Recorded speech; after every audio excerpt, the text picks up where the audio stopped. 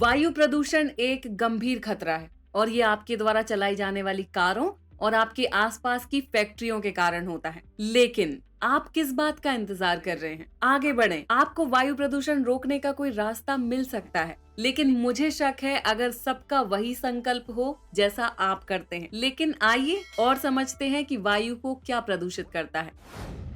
आधुनिक समय में शहरीकरण ने वाहनों के अत्यधिक उपयोग को बढ़ावा दिया है, जो जहरीली गैसों को छोड़ते हैं।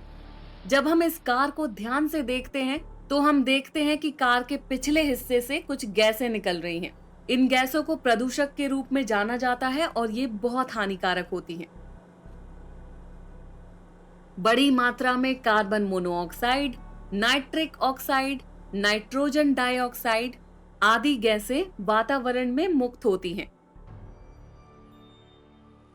हम देख सकते हैं कि उद्योग वातावरण में धुआं और जहरीले पदार्थ छोड़ते हैं। इन पदार्थों में अधिक की मात्रा में CFC हो सकती है, जो बहुत हानिकारक होती है। ये CFC अणु ओजोन परत में चले जाते हैं। आमतौर पर ये ओजोन परत सूर्य के हानिकारक UV विकिरण के विरुद्ध एक सुरक्षा कवच के रूप में कार्य करती है।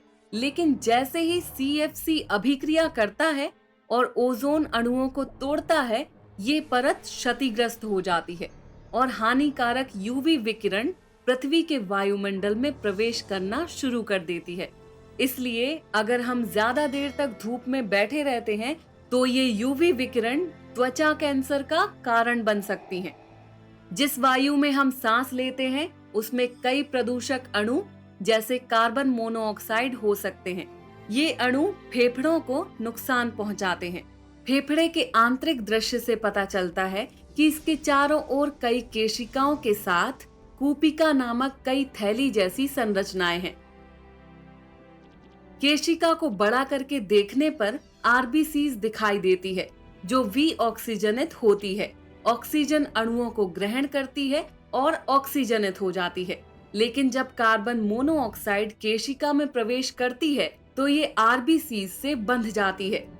इसके कारण ऑक्सीजन के अणु RBCs से बंध नहीं पाते हैं और इसलिए RBCs को ऑक्सीजनित नहीं किया जा सकता है। इससे शरीर में ऑक्सीजन की आपूर्ति कम हो जाती है। आइए सारांश देखें। हमने निष्कर्ष निकाला कि CFC अणुओं के बढ़ते उत्सर्जन के कारण ओजोन परत का क्षरण हो रहा है। इस प्रकार हानिकारक पराबैंगनी विकिरण पृथ्वी तक पहुंचने में सक्षम होती हैं। अन्य प्रदूषक कार्बन मोनोऑक्साइड रक्त की ऑक्सीजन वहन क्षमता को कम करता है। निवारक उपाय के रूप में CFC के उपयोग पर प्रतिबंध लगाया जाना चाहिए और कारखानों को अपशिष्ट गैसों को वातावरण में छोड़ने से पहले उनको उपचारित करना चाहिए। वायु प्रदूषण की चिंता पहले से ही मेरे फेफड़ों को चोट पहुंचा रही है। अब आप बताइए, क्या आपने वायु प्रदूषण को रोकने का कोई तरीका सीखा? हाँ, आपने सही किया, लेकिन प्रदूषण को कम करने के प्रभावी तरीकों के बारे में जागरूकता फैलाना निश्चित रूप से चुनौतीपूर्ण होने वाला है।